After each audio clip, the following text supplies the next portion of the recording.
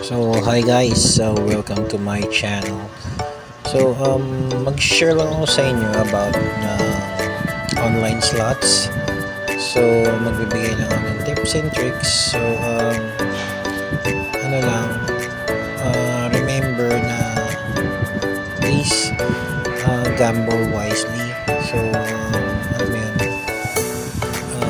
gamitin lang yung pera na pwedeng or kayang mawala sa inyo. So, madalas kasi ako naglalaro ng online slots, and like trading, meron din siyang stop loss.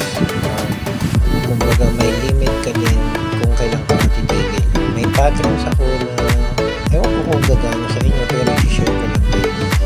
Usually nag-start ako ng 200 or 300 pesos.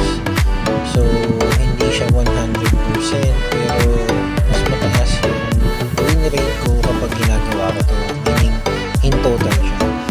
So, kunyari may 300 ako, hindi na magdadagdag. I remember na once nandun ka sa isang slot machine, may rules ako dyan. Number 1, huwag mo mahalin yung slots. Number 2, huwag ka rin magalit sa slots kasi usually pag nainis ka, magtataya ka by revenge, diba? So, ang ginagawa ko para hindi ako maiinis is meron akong specific na times na pindutin siya.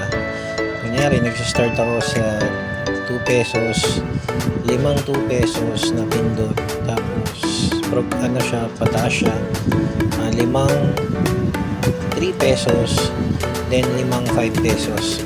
Okay? Tapos pag minsan kasi nafe-feeling mo siya, kapag feeling mo nagbibigay siya, huwag ka naman magtaas ulit. Ang ginagawa ko kasi, babalik ulit ako sa 1, yung parang